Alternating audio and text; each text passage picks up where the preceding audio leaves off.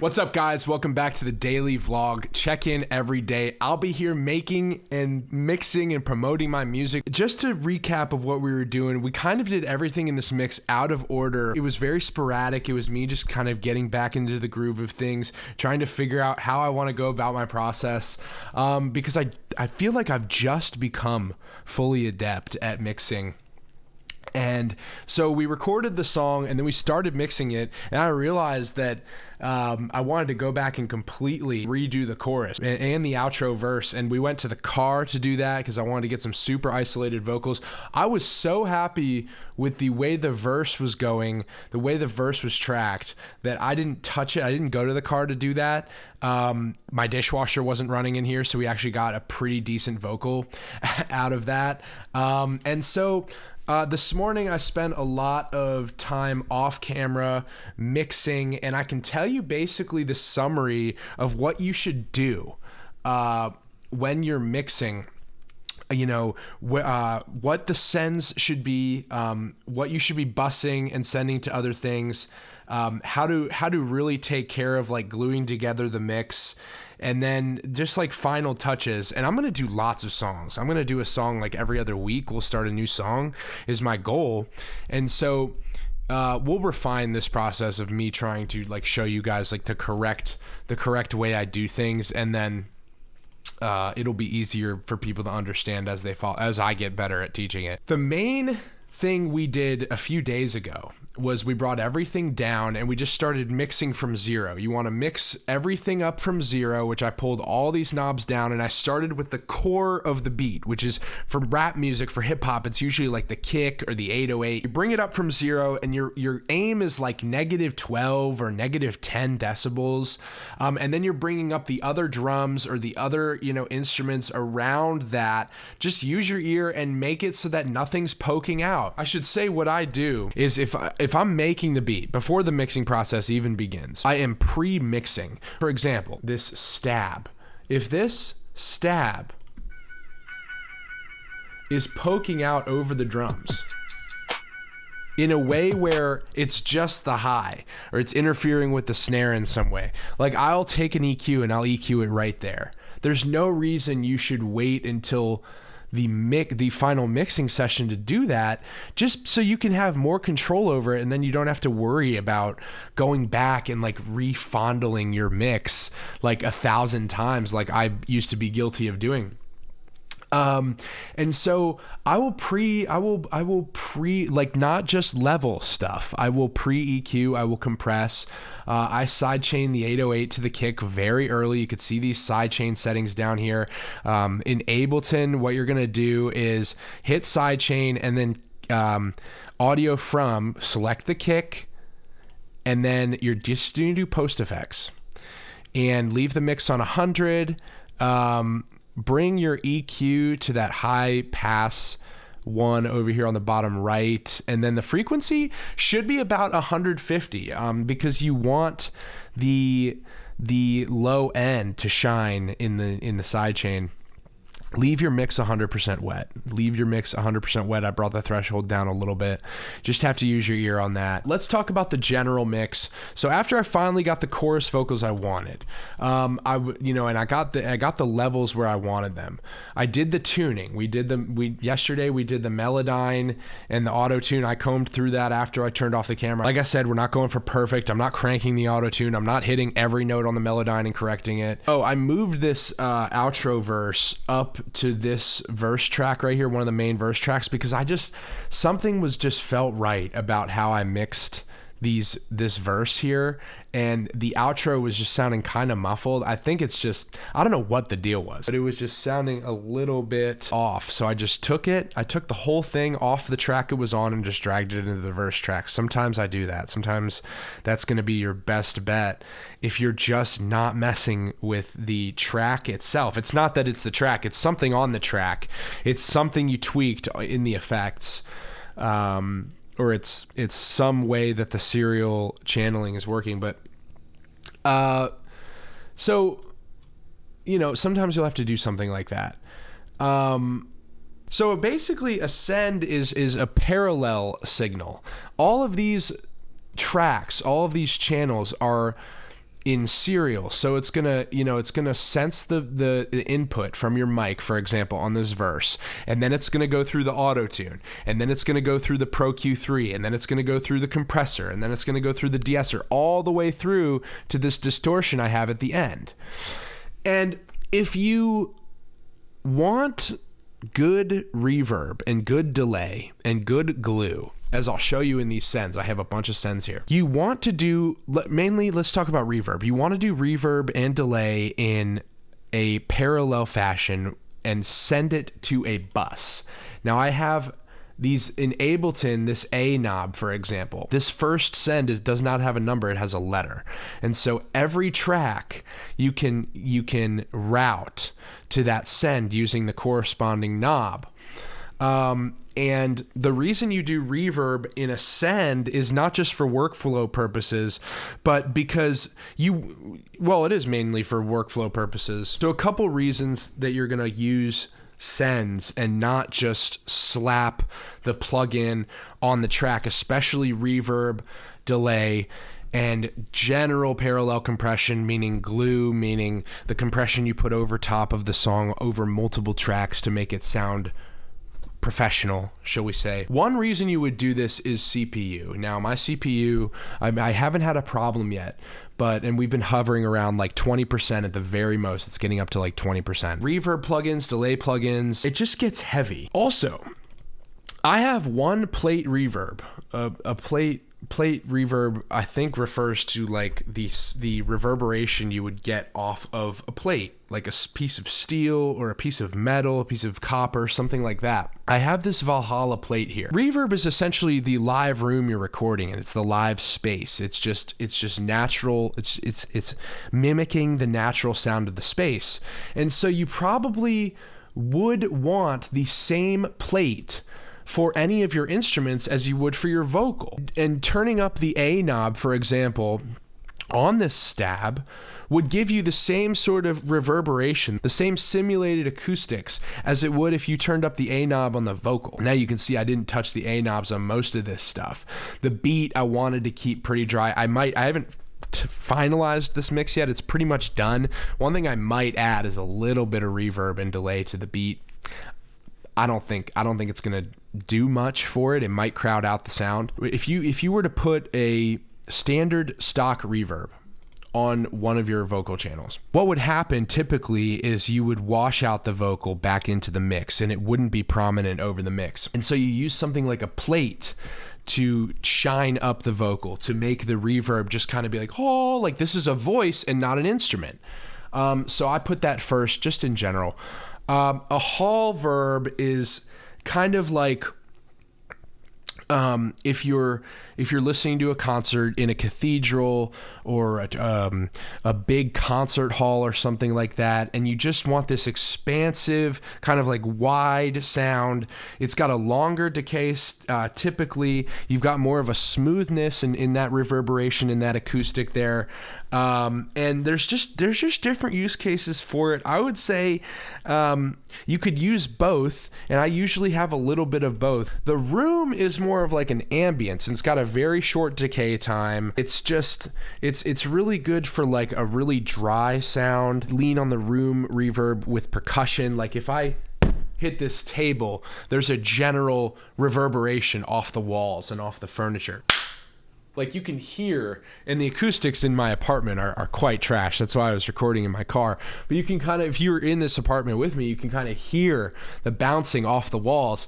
And the effect you want to mimic when someone is listening to your song on Spotify is that they're sitting in the room watching a live performance. And that is the best way I can describe it, is you want to place these reverberations so that your song just has this natural shine to it and isn't washed out. And people lean way too much on reverb. People do it way too much. The aux tracks, all like the regular channels, they all have a slider where you can adjust the volume of them. I keep them very low. This is not standard, but the plate verb should be somewhere around -12.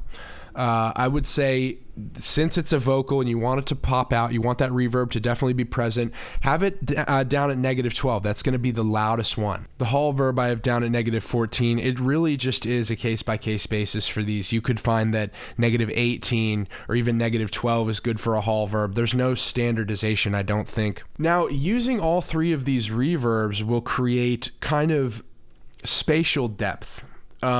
Whereas the plate reverb, you have a more intimate sound. The hall is this more grandiose kind of like massive reverberation, as if you're watching all the elements of my song. Like, you've got my drummer, you've got my bassist, you've got my backup singers, and it's all present in this one space. And the room is more just like realism. It's more realistic.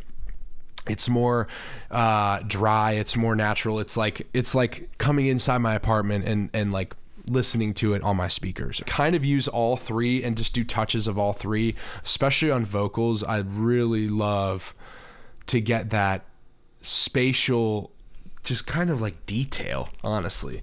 The main delay. So I have a Valhalla delay on here. So delay, of course, is, it's standard delay. It's going to create kind of like groove, and depending on how you seat that groove, how you set that groove, it's just going to give the listener a sense of distance between you and them, between the performance and their ears.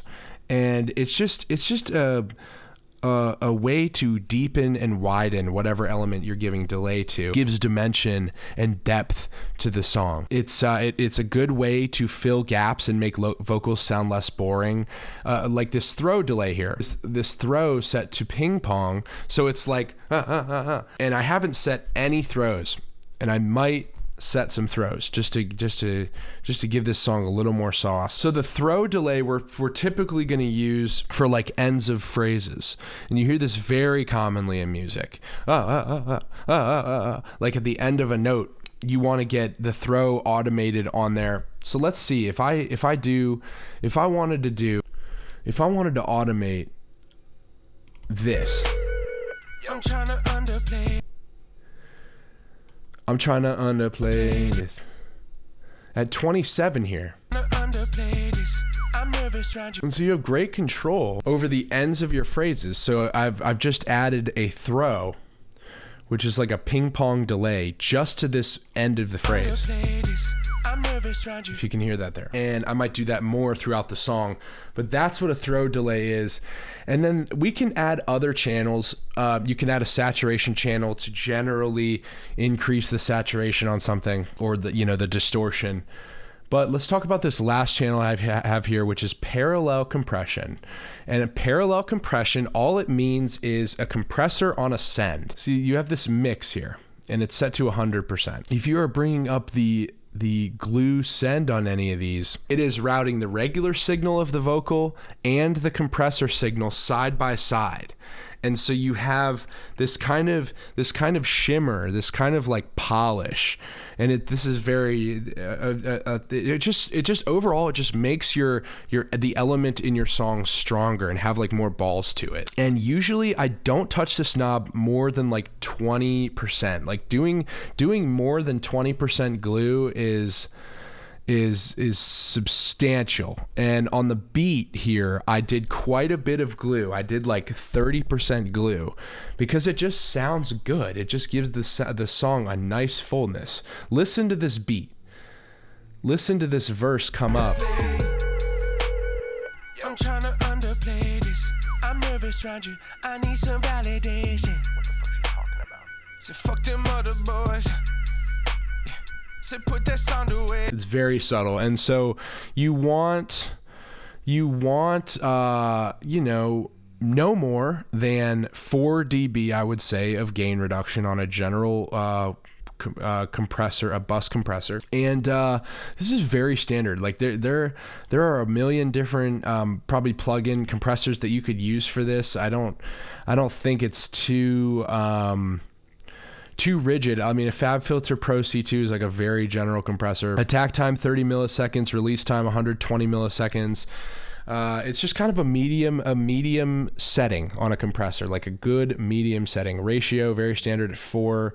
Oversampling, it's just going to lock in everything very properly. On the side chain, I moved it up to 150 from 0 here. Just because you don't want your drum and bass to like just go through and rock this compressor, because the kick and the 808 are hitting down here. You don't want it to like boom, and then your mix is sounding like way too huge whenever the drum and bass hits. You don't want it to be overwhelming. So that's very standard on like the way I've set up my sends, my aux channels here, and Ableton makes it super easy, because you can just add these with a right click. Like look, like insert anywhere. I'm clicking literally anywhere on the panel, insert return track. When you first start using these workstations, it can be daunting, it can be overwhelming, but you need to understand that it is simpler than it looks. It really is. And once you get the hang of the way your software is set up, it's not too bad. It's really not bad. All these knobs are just these sends, these channels. Like A is the plate reverb, B is the hall for that track, C is the room, D is the main delay, etc. Not to rehash anything or go over the basics on some level 1 shit. We're gonna master this pretty soon. The cool thing about Ozone, and I could master this manually if I wanted to. I actually know how to do it. Like, actually, I'm not stupid. I know how to use stock plugins to master stuff. Like, don't doubt me. Like, I know how to do that stuff, but I just use Ozone because it's like more easier, and it's like less of a waste of time. I can just like slap Ozone on it. We're gonna talk about mastering. The cool thing about Ozone is that you don't need all this headroom. Like, you don't need -6 dB headroom. You don't even need -1 dB. Like, if you pin your shit to 0, like Ozone, I don't know the technicals behind this, but Ozone can handle a really hot mix. I would say the biggest thing about mastering, and Ozone in particular, mastering plugins, is that people overuse the shit out of them. People, Ozone, when you do a default kind of, when you have Ozone listen to your track, it puts on 11 different plugins, like built-in Ozone plugins. And I think there's use cases for that. Actually, on the last album I mastered, which was the Havoc album, I think I left literally all of them on. I think I had pretty dry mixes, and I was like, you know what? I want sauce all over this thing. I want it to be, when you get like barbecue wings, or, just like wings in general, you just like, either you're a person who likes the dry rub, or you're a person who just likes them like fucking soaked in all that sauce. Man, I'm hungry, dude. That was the thing I was going for. I was like, dude, I need sauce. But actually, when I look back, I'm like, probably a little too much sauce. That's too much sauce. Yeah, so I'm going to go to the gym, and we're going to come back and look at the mastering. I'm probably going to finish a couple things on the mix. I'm going to add a couple throws, and that's pretty much it. I love where this thing is sitting. Check. Yesterday, for no apparent reason, I couldn't think of one. Sleep, nutrition, stress, like I couldn't think of anything. It was just not my day in the gym. I felt like I could get in a full workout, but I cut it short, like on purpose. I didn't try to like push through. But today I went in there and I just felt like an animal. I just felt like a total beast, and I can't explain it. Every rep felt like real good. Like I can do 10 pull-ups on like my best day. Did 10. I don't know. I just couldn't explain it. It was some sort of rocket fuel within me. Like something really, really had me going today. I have no idea what it was. And then I was just sitting here tweaking knobs, and you can overcook stuff. And so I've just gotten to the point where if I think about this mix one more iota, if I think about it 0.5% more, the whole song's gonna blow up in my face, and it'll be another overcooked Braven will make it special. And I just don't want that to be the case. So I think it's done. I apologize for not showing you the whole thing, but I think if I were to have to talk through every decision I made here, we'd be here for a month. We'd be here for a month watching me try to finish this thing. And then I turned up I raised the pitch on the outro and added distortion. Check this out. Call me. I don't think you understand the motherfucking ground a band on. I'm getting up shots, everybody went home. I only play it cool just to throw my scent off. I felt the bag when you wouldn't put a cent on, bitch. I'm down somewhere you would spend a rent on. Whore. I'm pissed off all the time, somebody gon' get clocked. I'm on the same shit that knocked Kanye West off. A motherfucking star, get ready to get rocked. Ooh. I feel like Ali Bob when I make a set pop. bitch. Old school French, I'm making some heads drop. That shit goes so hard. I'm sorry for swearing. I really am. Kind of just know intuitively, not because I'm a Christian, but I just kind of know that swearing is not good.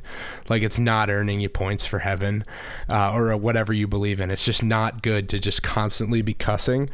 And I can't help it. And I was like, dude, I gotta stop cussing. And then every time I write lyrics, it's just like, it's so bad. So I think I got to get a handle on myself and grow up a little bit. But also, on the flip side, dude, swearing in your songs makes it so much cooler.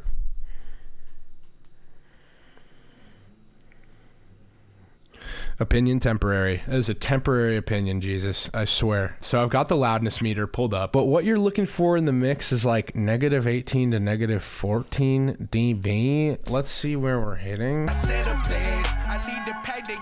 Not even close.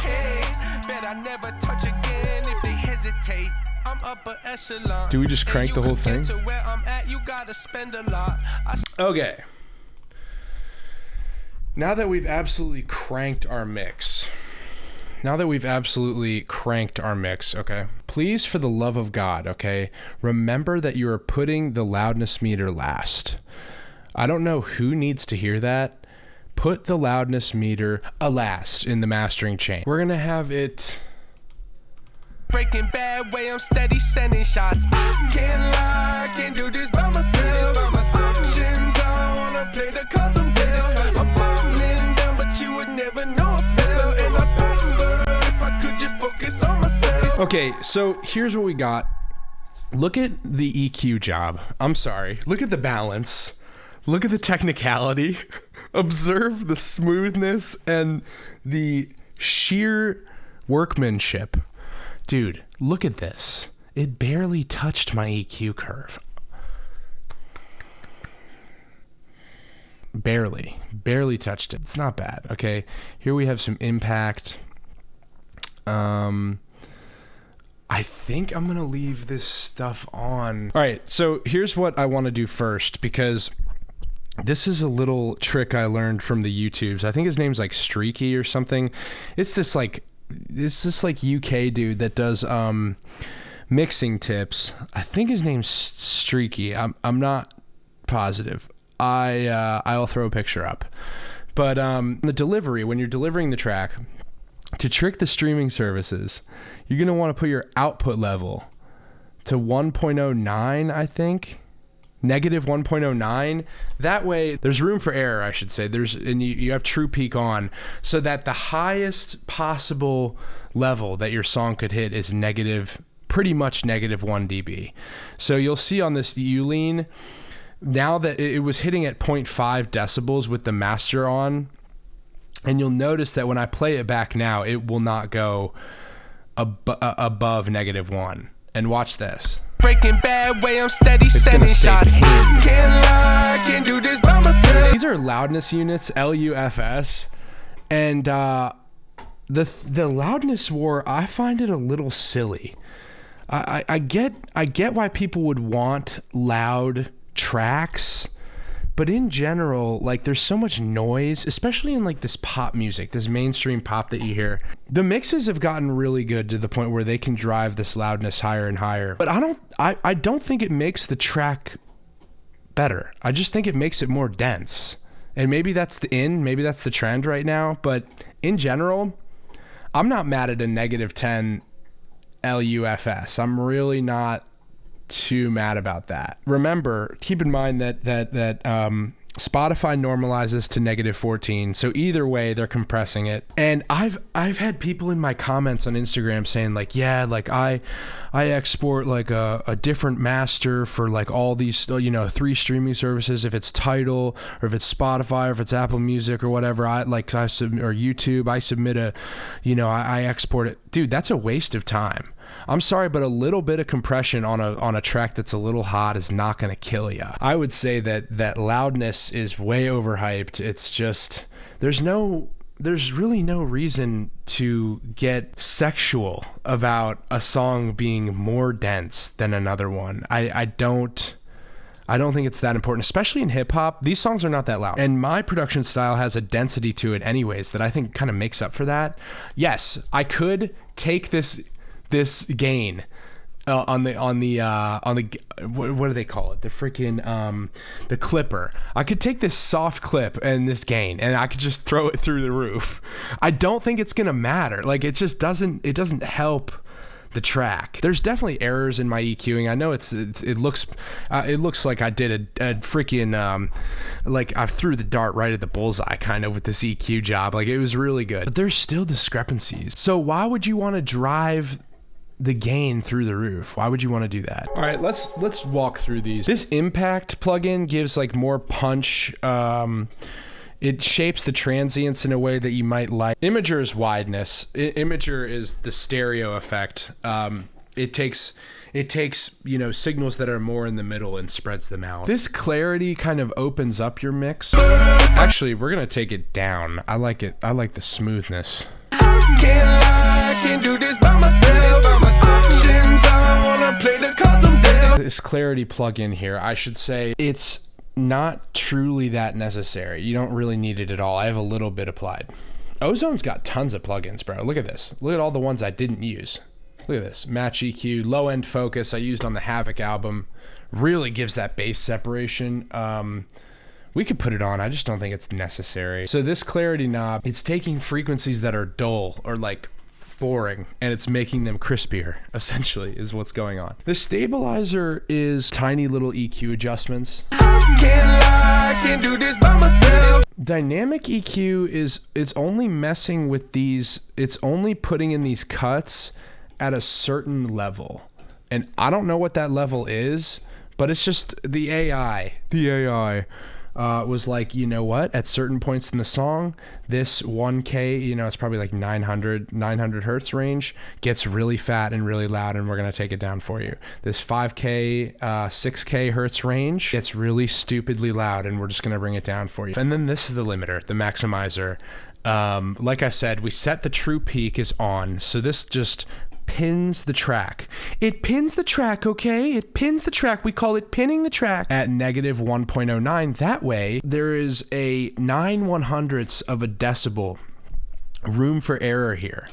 And that way you cannot possibly have the track cross into the negative 1 to 0 dB range, and therefore you will never have clipping, ever.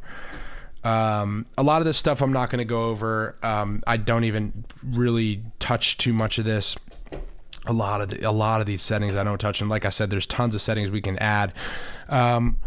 I think my dog is ready to eat dinner, so we're going to call it there. Thanks for tuning in. It's day 9, baby. We've made it 9 days. Like I said, I'm going to be in here every day.